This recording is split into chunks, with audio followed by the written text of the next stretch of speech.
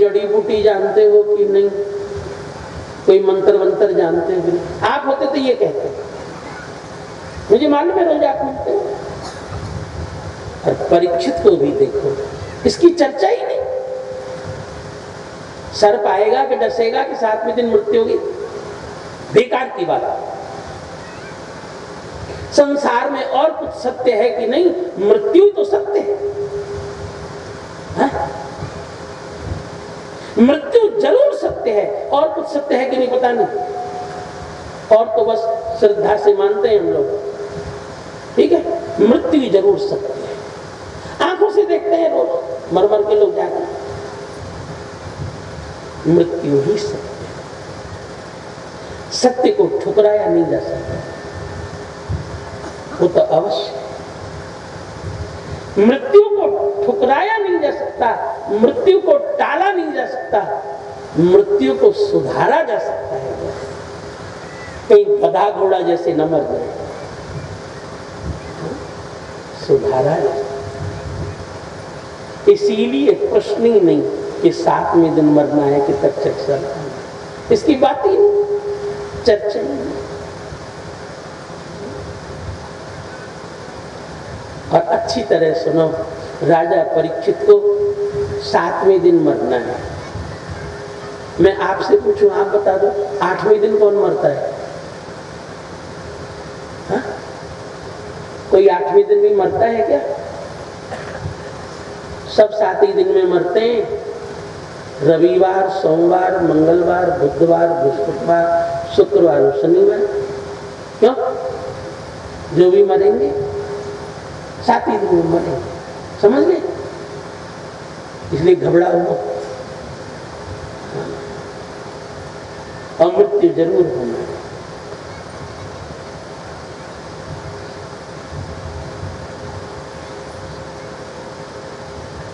कोई ऐसा सोचो कि मृत्यु सुधर जाए, हम पशुओं जैसे न मर जाएं, गधा घोड़ा जैसे न मर जाएं, बस इतना ही विचार नहीं। मरने से पहले आदमी को कौन सा काम जरूर कर लेना। सुखदेव जी का हृदय आनंद से भर गया। राजन, तुमने अपने लिए कुछ नहीं पूछा, सर्प आएगा डसेगा इसकी चर्चा नहीं। सुखदेव जी की वाणी अब निकली। श्री शुक उवाच वरीयान एषते कृष्ण। इतनी कथा तो सूत जी सुनाए थे अभी तक।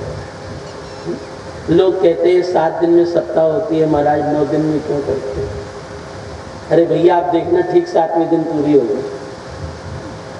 सुखदेव जी ने 7वें दिन सुनाई, इतनी तो सूत जी सुनाई। सुखदेव जी की वाणी अब निकली।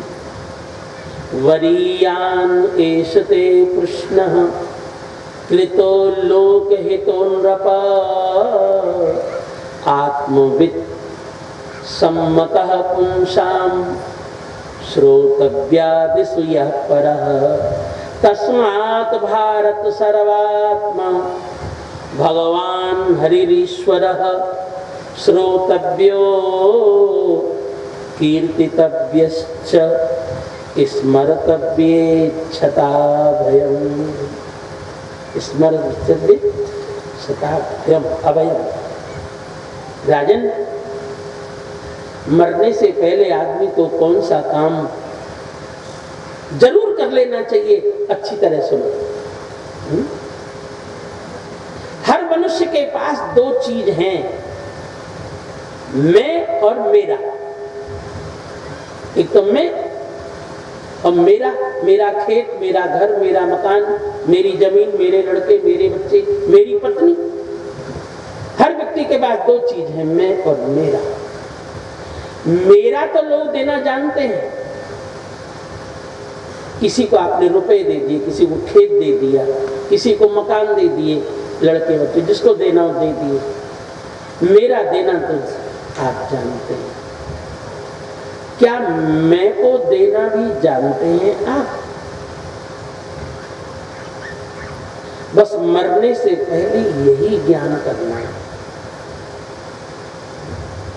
मैं अपने को किसके लिए दूं।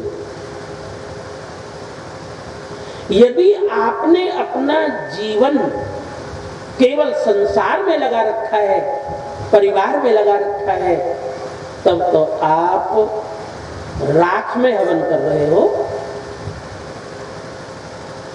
ये तो सब छूटने वाला है, एक दिन राख होगा ये सब। इतना अमूल्य जीवन और आप राख में डाल रहे हो, राख में हवन कर रहे हो।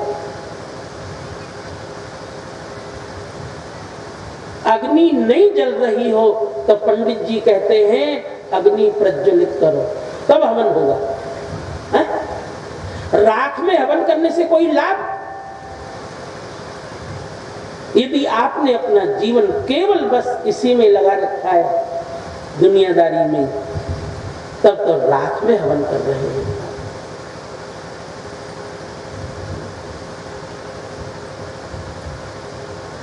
राख में हवन करने से क्या?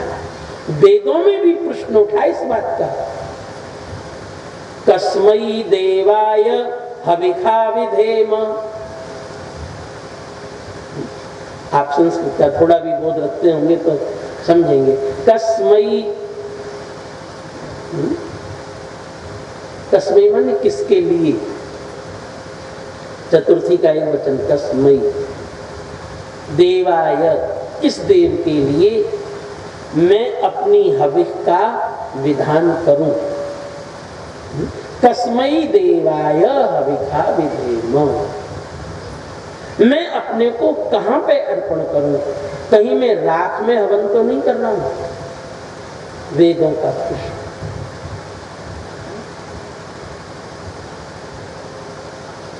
बस इसी के बिना जीवन व्यर्थ।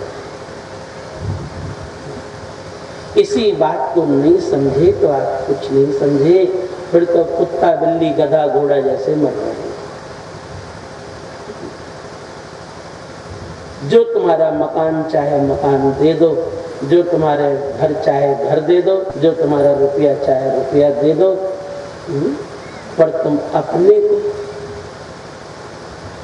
तुम कितने मूल्यवान हो पता है तुम्हें?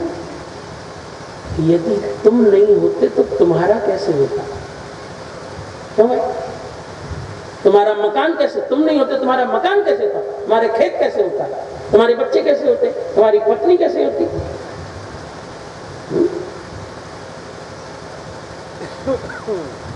तुमसे ही तुम्हारा है, इसीलिए सबसे ज्यादा कीमती तुम।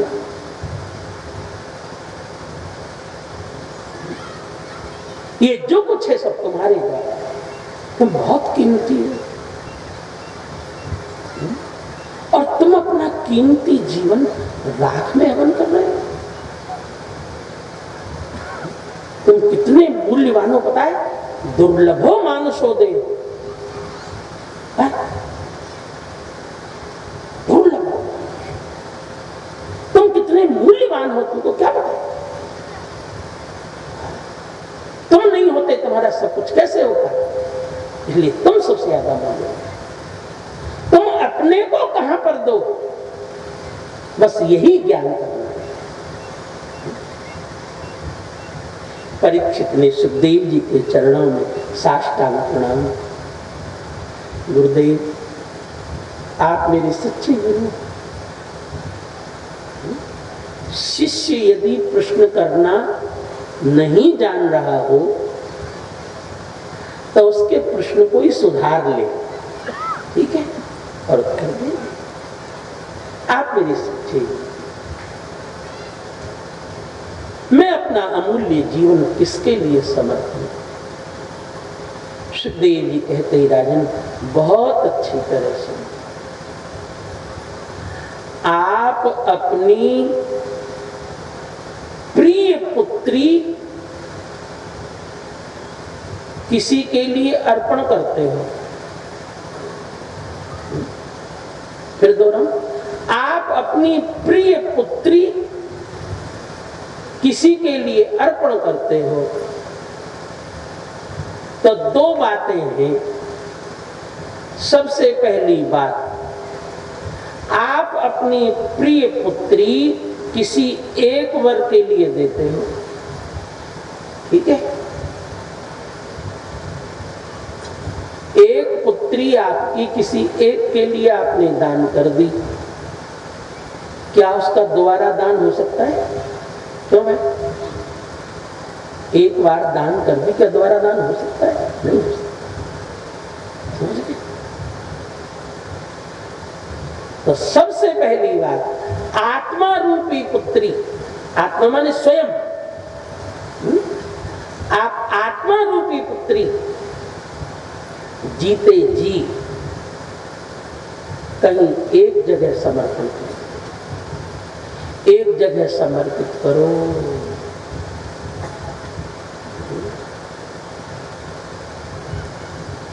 ये सबसे पहली बात है। समर्पण एक जगह ही होता है। भगवान ने गीता में कहा, सर्वधर्मान परित्यज्य माम एकम शरणं, एक मेरी शरण। समर्पण एक कोई होता है। और मुझे लगता है आपकी भक्ति में यही कमी है। आप गंगा गए गंगादास, जमुना गए तो जमुना दास, और अयोध्या गए तो सरयू दास। आपको पार्टी बदलने में देरी थोड़ी लगती है। अरे इसके लिए तो नेता ही बहुत है। हाँ? क्यों भाई? चलो माताओं से पूछ लें। माताओं बताओ, पति कितनी बार बदला जा सकता है? हाँ? 2 बार? 4 बार? जब इतनी मोटी बात स्त्रियां जानती हैं, क्या पति 2-4 से नहीं बदलेगा। अब तुम्हारी भक्ति रोज बदलती रहती है। कभी ये बाबा, कभी वो बाबा, कभी वो देवता, कभी वो देवता, कभी वो देवी। रोज तुम्हारी भक्ति बदलती है, इसीलिए तुम्हारी दुर्दशा है। समर्पण एक कोई होता है, दो कोई। ये भक्ति में सबसे पहली बात है, समझे? भगवान ने गीता में एक बार नहीं, इस बात को कम से कम 10 बार तो कहा होगा। अनन्यास चिंतयन्तो माम, अनन्यता पूर्वक मेरी भक्ति करो। अनन्य माने नास्ति अन्यः अनन्यः, अनन्य चेता सततम यो माम स्मरति नित्यशः।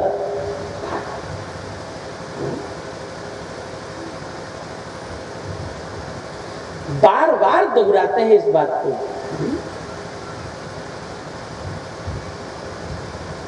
मयि अनन्य भावेन भक्तिम कुर्वन्ति ये दृढ़ाम।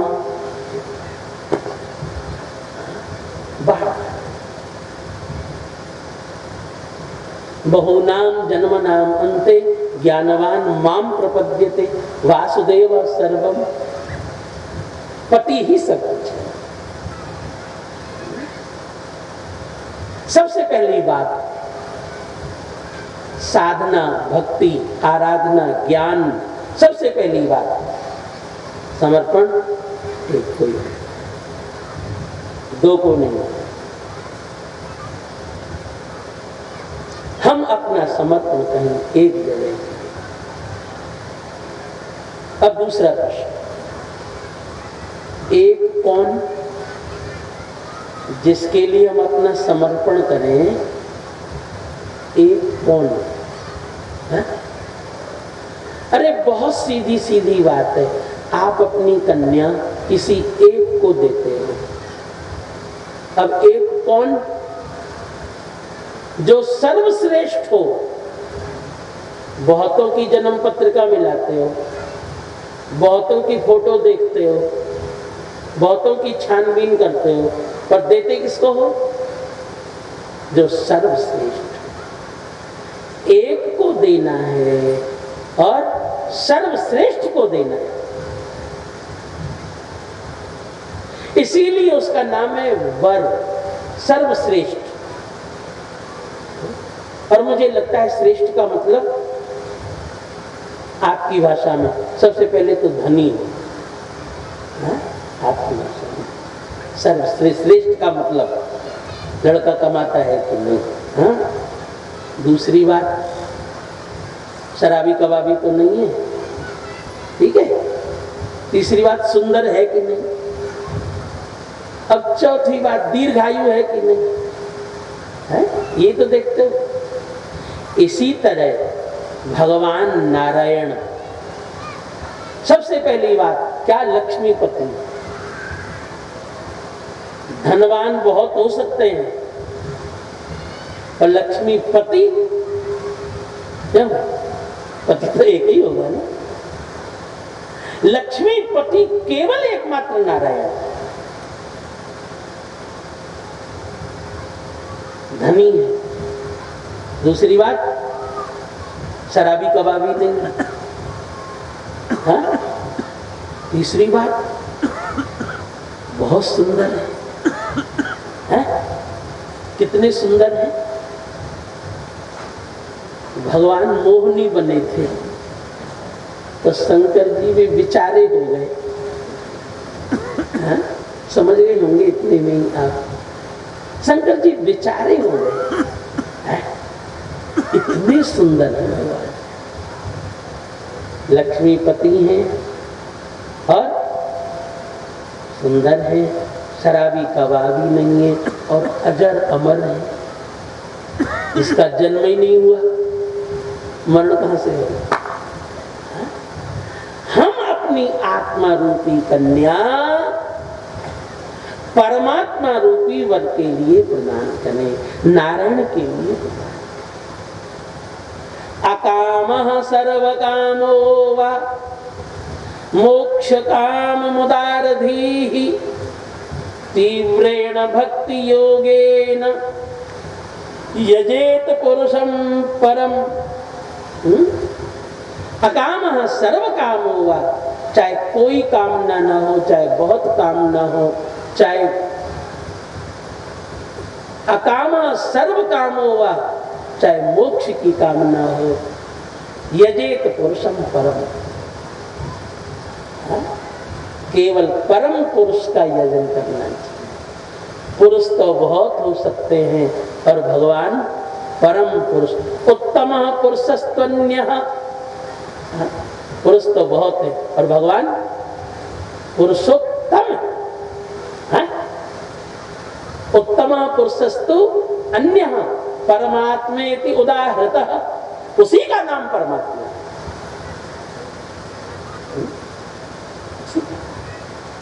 पुरुष तो बहुत,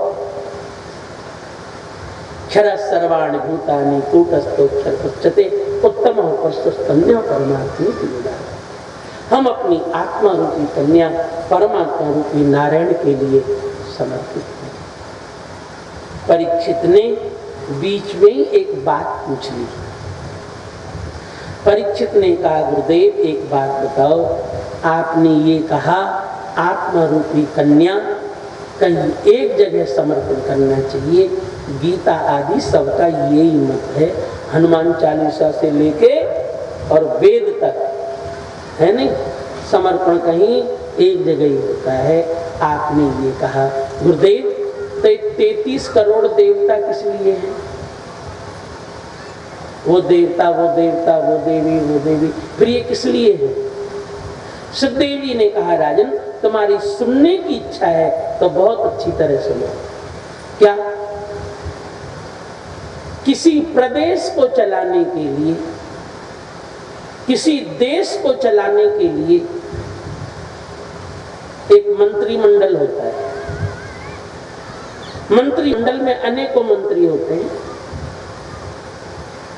कोई खाद्य मंत्री है, कोई वित्त मंत्री है, कोई शिक्षा मंत्री है, अलग अलग विभाग है सबके। इसी तरह पूरे विश्व को चलाने के लिए भगवान ने भी, नारायण ने भी देवताओं का मंत्रिमंडल बनाया है और एक एक देवता को अलग अलग काम सौंपे हैं। ठीक है, जैसे आपके यहाँ पर कोई शिक्षा मंत्री है, इसी तरह भगवान के यहाँ पर शिक्षा मंत्री सरस्वती है। एक विभाग है उनका, बस अपना विभाग। जैसे आपके यहाँ पर कोई वित्त मंत्री है, इसी तरह कुबेर भगवान के यहाँ वित्त मंत्री हैं, वित्त विभाग में। जैसे आपके यहाँ पर कोई खाद्य मंत्री है जो अन्न की व्यवस्था देखता है, भगवान के यहाँ पर खाद्य मंत्री अन्नपूर्णा देवी है। एक एक विभाग है, स्त्रियों को भी सम्मान है। देखो, हाँ, अन्नपूर्णा को अन्न का विभाग दिया है। सबका एक एक विभाग अलग अलग है। जैसे आपके यहाँ पर कोई विद्युत मंत्री है, तो भगवान के यहाँ पर विद्युत मंत्री सूर्य है, सबको प्रकाश देते हैं। एक विभाग है उनका, सबको प्रकाश। जो विज्ञान पढ़े होंगे